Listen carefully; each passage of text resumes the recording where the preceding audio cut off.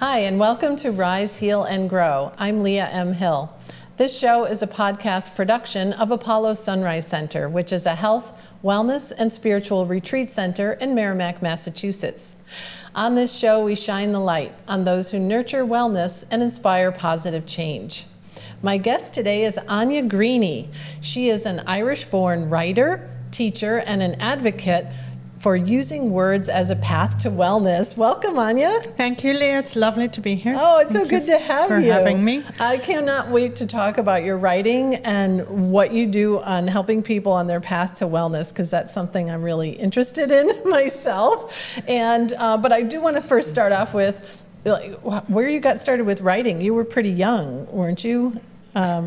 Yes, I was a child reader, for starters. A reader, okay. Went to secondary school, which would be equivalent to middle high school in this country. Okay. And I went to a convent school, which is not that special, really. It's the default school. It's, okay, so convent school in our world is not usual. It's something very different. We think of becoming a nun. Oh, no. But it is a Catholic school. Catholic school. That you went to, which is the norm. That's the norm, and at the time, the government, left the running of the schools to the Catholic Church. It's not like that in Ireland now, and my nieces go to quite a different school. I didn't know that. Okay. But back in my day, as we say, that was the default, and it was a very small town school, and regardless of denomination or who was running it, I'm not a great group or herd mentality person. That's not my strength. Okay. So the kind of trooping from classroom to classroom, all wearing the same uniform. Oh, yeah. Getting into trouble for things like wearing the wrong shoes indoors versus outdoors. But not acting out. You were getting into trouble for wearing the wrong shoes. Okay. I'm not making this up. And then the noise of the school bus, if you've ridden a school bus to and from school, it was awful for me. I just hated it. Was it like yelling and screaming and fighting? Yes. And the teasing each other and the sheer length of it.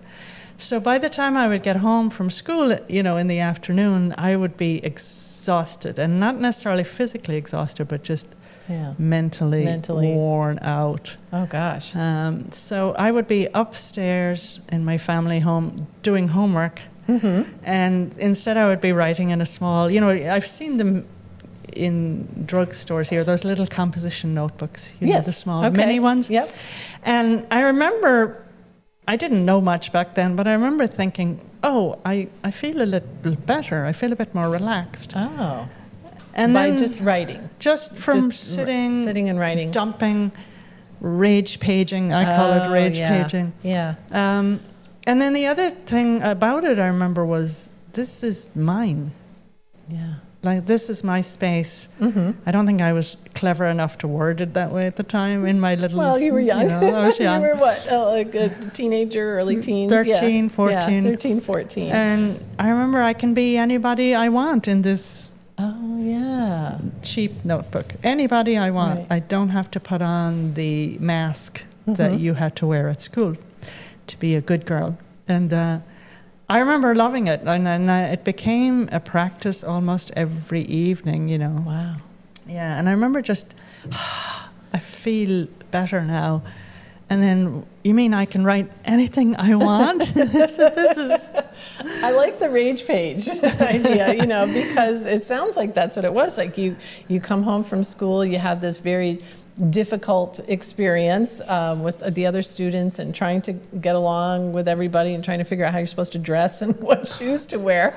And then you can get home, first give yourself that time to actually write it all down, like all the things you would want to say that wouldn't have been maybe polite or looked well upon at the time. But then it sounds like you evolved from that and transitioned into, I can make up my stories. Were you making up stories? And not really at the time. I read a lot of stories, some of which were a little beyond my age and I shouldn't have been reading. Oh, okay. But it was just this sense of emotional release and this space that I could name and then in which I had some sovereignty and agency. I think that was the specialness of it for me. And I've always loved language. My father was bilingual. We were by the time we were out of school, we were all bilingual. Okay. And then I was also learning French in school and loved it. So I would switch. I remember in my little journal, I would switch back and forth between the 3 languages. Oh my gosh, that's much more mature for a lot of young kids to do, to be able to do. Oh well, my I don't know if gosh. that was a stunt so that nobody could read my thoughts. Oh, that's why. But I remember playing with language and just, this was my buzz. Like, I loved it. I absolutely loved it. Yeah, and it sounds like it was therapy for you that really helped get you through and cope with those very difficult times. Because you consider yourself a natural introvert, which you said you weren't familiar with, and you're from Ireland. That wasn't a term that you used there. I never heard it until I was here in the U.S., and I started thinking about going back to graduate school, as a grown-up, as an adult. Mm-hmm. And I went to have one of those personality tests because I didn't want to. It's expensive, and I didn't want to spend money on something that would be a mismatch. And when this career advisor said, "Whoa, you're off the charts in the introvert extrovert," and I didn't even know what it meant. Oh no! But I learned, and Susan Cain's book helps. Is a great primer on that introvert extrovert chart. Mm-hmm. And actually, I thought of myself back there in my bedroom as a 13, 14-year-old, and where. Society tends to favor the smiley child and the outgoing child, the sporty child. Yes, and that goes across cultures, I think. Yes, it does. Yes. And I could put on the smiley, but it would exhaust me. Yeah. Really exhaust That's an me. introvert. That's an introvert, yeah. Which I can hear, I totally identify with that as well. I've, always known that I was an introvert. I loved reading, like you said. I loved making up stories. I probably wasn't writing as prolifically as you were, but I loved making up stories where I can control what was happening. It sounds like that's what you like too. And I always realized that I got rejuvenated my energy from being alone rather than being with people. If I'm at a party for too long, I just shut down. I cannot, I get drained and I can't do it.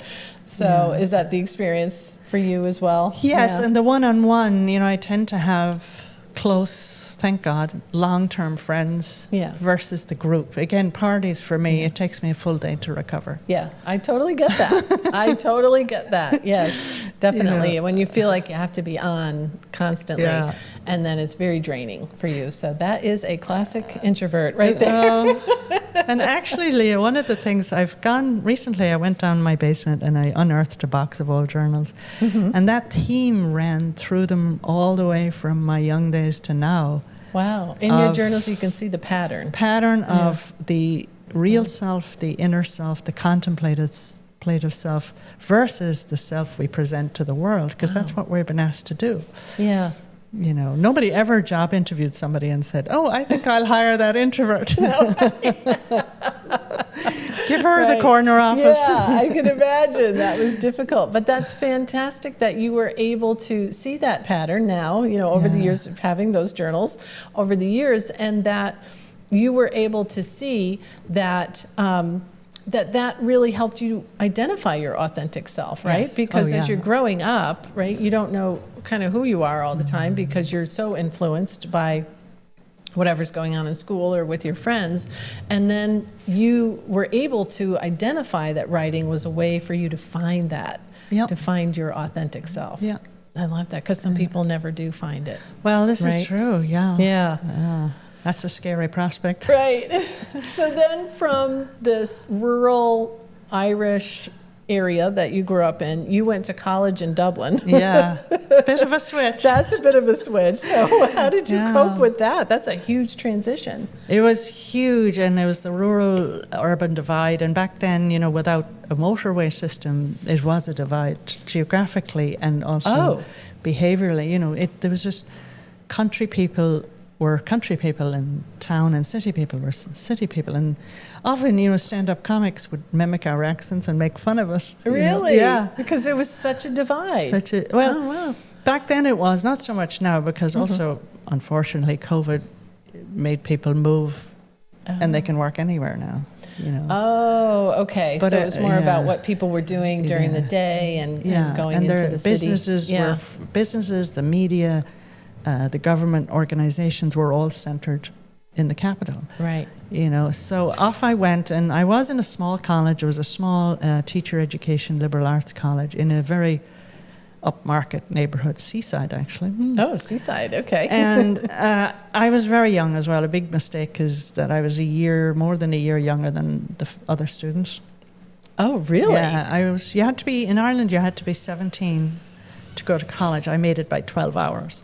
Wow, that's tough then. 17 so the you feel day like you're before. going into college and you've already, like, you Yeah. feel like you're already not, like you You're said, not you up- weren't, yeah, you're you're- not up to the par or whatever. You're just You're- too young. Yeah. And I didn't know that at the time, but and there was so much to adjust to. Like now, I had to run my own schedule, and I could wear any kind of shoes I wanted.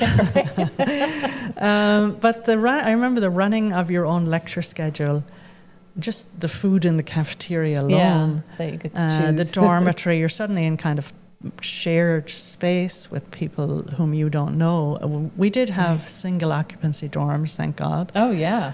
And I remember, I haven't shared this much, but I actually got a rash. I got this weird rash the first few weeks in college, and I didn't know what it was. I thought it was the strange surroundings or whatever. Yeah. And I would be that bright, smiley student on the outside and trying to navigate, my schedule and all these new people. Massive imposter syndrome.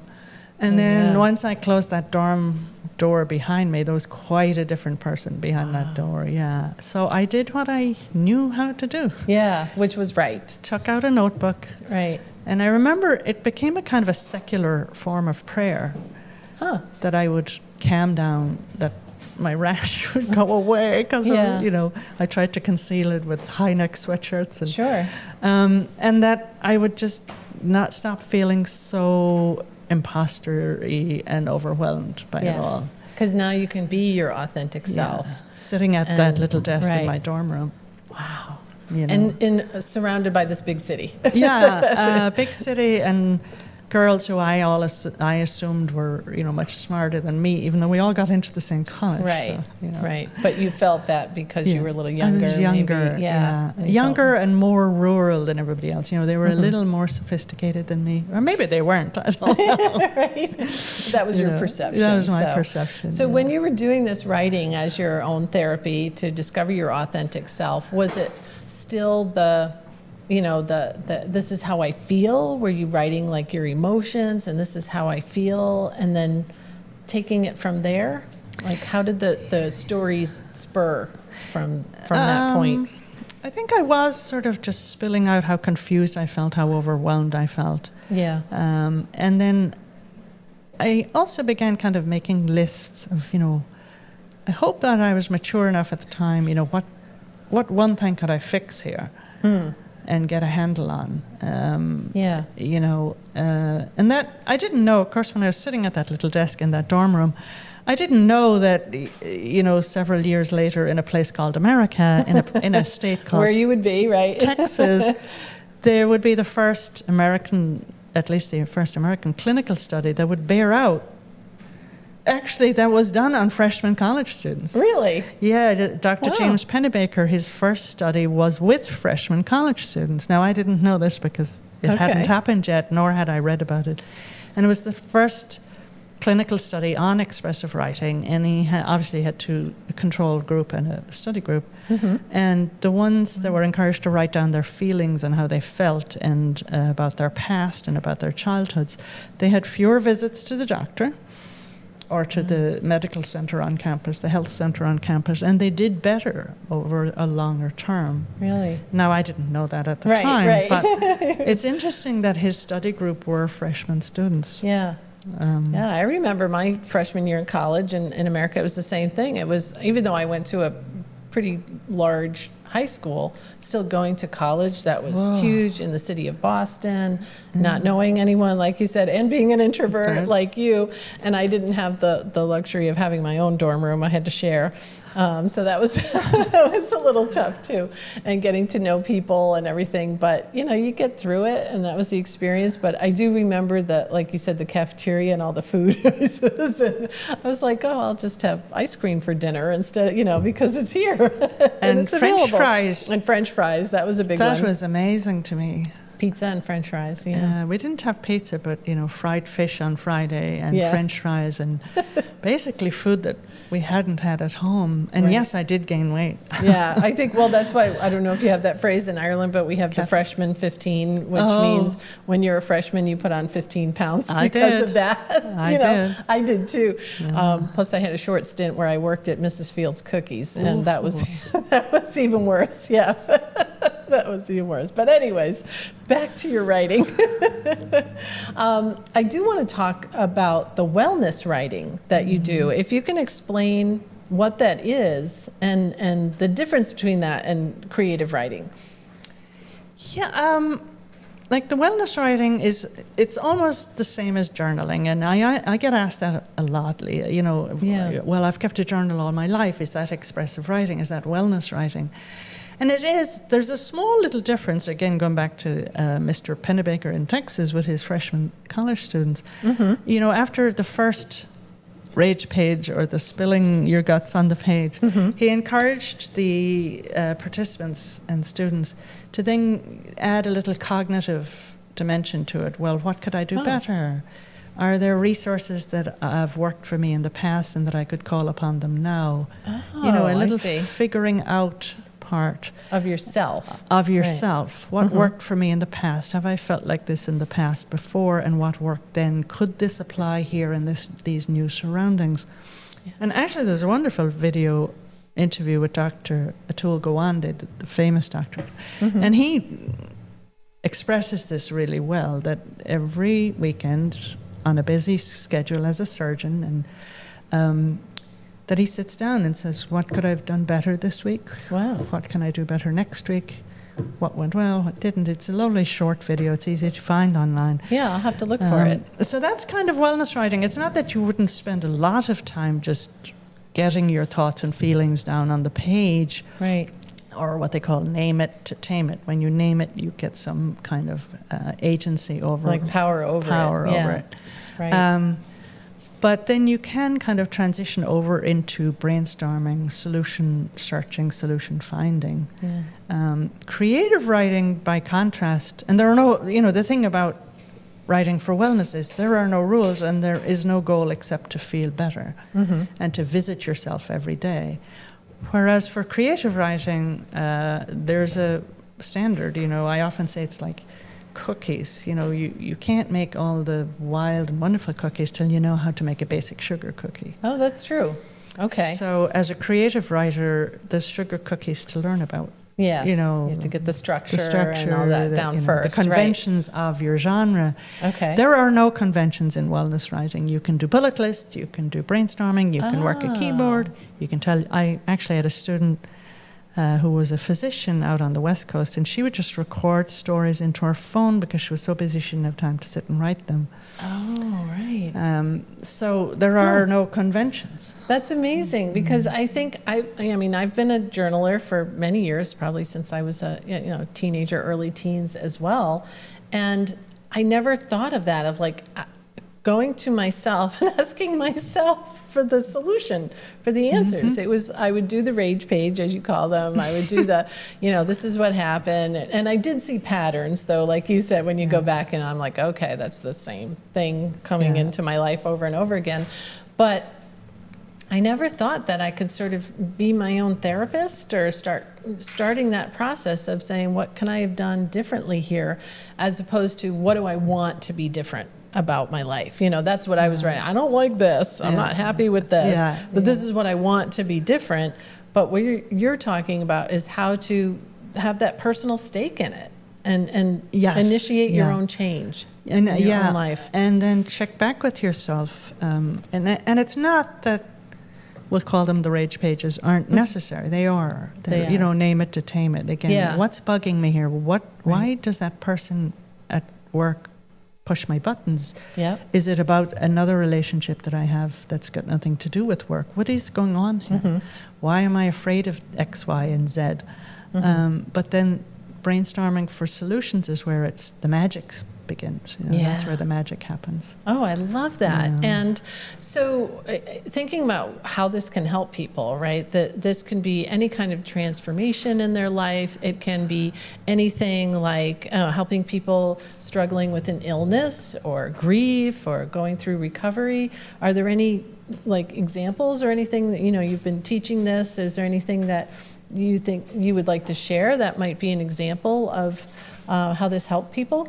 Well, in a very practical way, and I don't want to give too much information here because I don't want to identify anybody. Right, but in a general way. I had a participant who could not communicate with their adult child about a very specific issue. Topic, very specific and very important topic.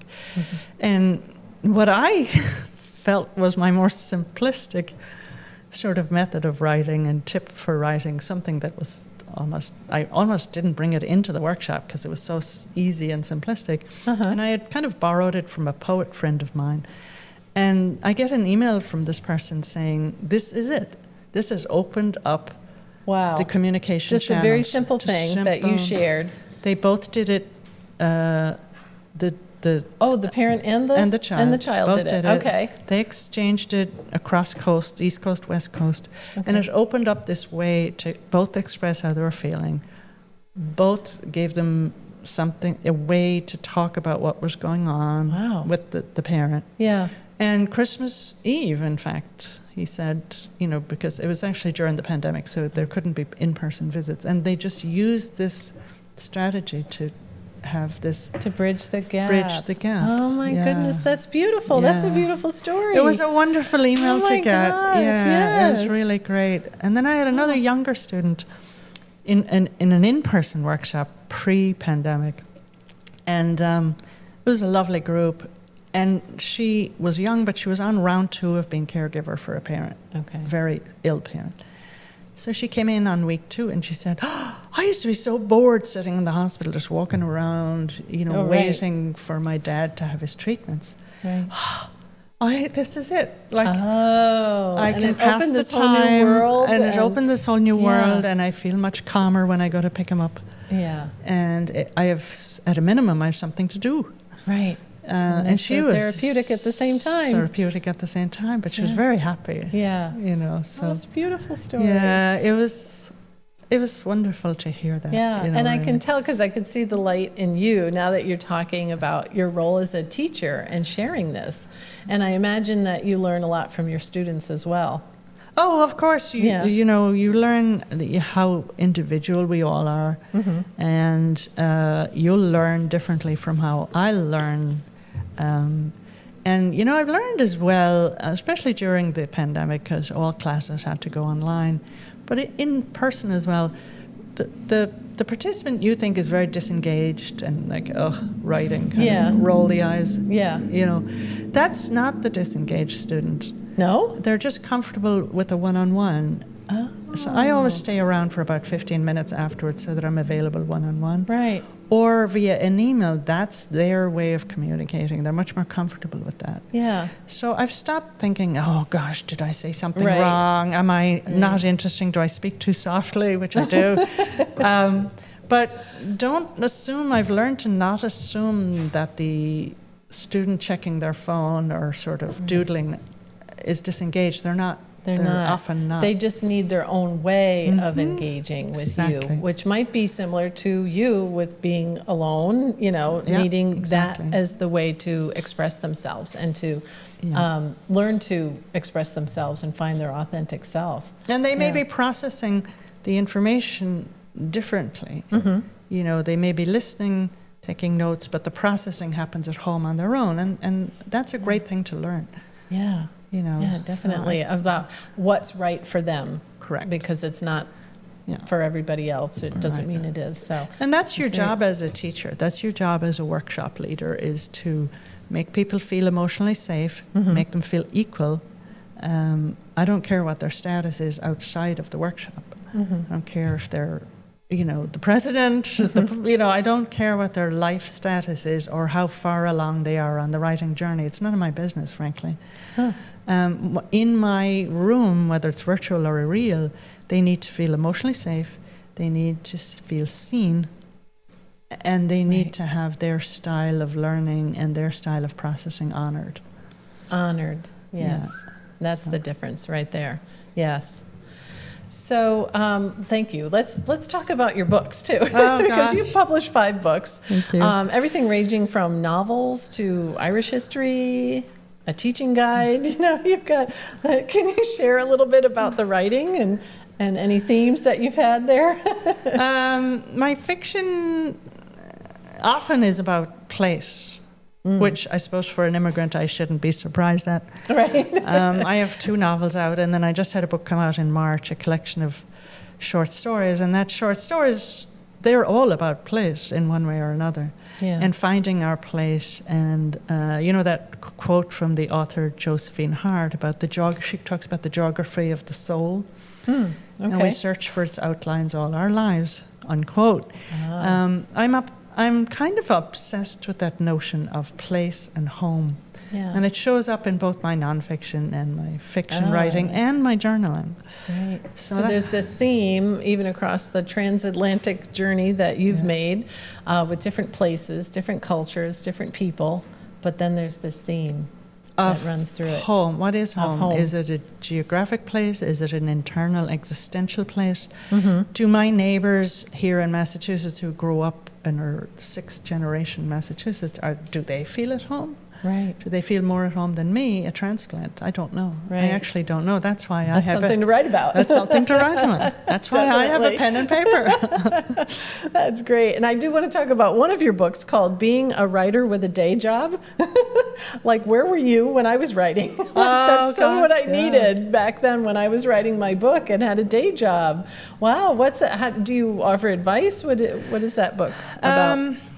The book it's been out for a good while now, and it's just how to set your own personal writing mission. I don't say the word goals because we hear goals in the workplace all the time. Yeah, right. So I'd rather talk about sense. Kind of a mission, like aligning myself with nonprofits for which I've worked all of my life. Right. And I'm a writer with a day job. Okay. And I talk about, the first step really is believing that you deserve to write, no matter how busy your life is.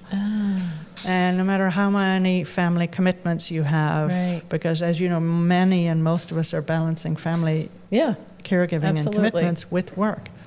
Yeah. But you still deserve to write, and you're going to be a better person in those other places. You're a better employee, you're a better parent, you're a better caregiver, you're a better grandparent if you're bringing that your authentic self to the place. Yeah, that totally makes sense. And then the other thing I talk about in the book is, just the logistics of it. Look at your calendar every month and what are the slots you can pull out of there for writing. And honor that, I would say. Totally keep it and don't say, well, I'm really tired today. I don't feel like it. No. I need to do laundry or something. Because I know that's what I would do, especially if I was feeling writer's block. I would be like, oh, I think I should do the laundry or dusting or something that I would never normally want to do. Like 10 minutes is better than no minutes. That's the key there. Yeah, yes. That's it right there. Like 10 minutes and a little doodling and writing a list is better than not writing at all and blowing it off, Right. Because it's like anything, it's like we don't really have to brush our teeth, but it's a lot healthier if we do. That's right. That's a good analogy. So. Thank you. I look at it that way, like do 10 minutes if that's what you have, stick with 10 minutes. Yeah. And then it's nice to have the same place, find your own little place that works, like a cafe, a particular armchair, or whatever works for you. Right, and where you're comfortable. Yeah, exactly. Where you're mostly yourself. Right. So if people want to get in touch with you and learn more about what you do and what you teach, how do they find you?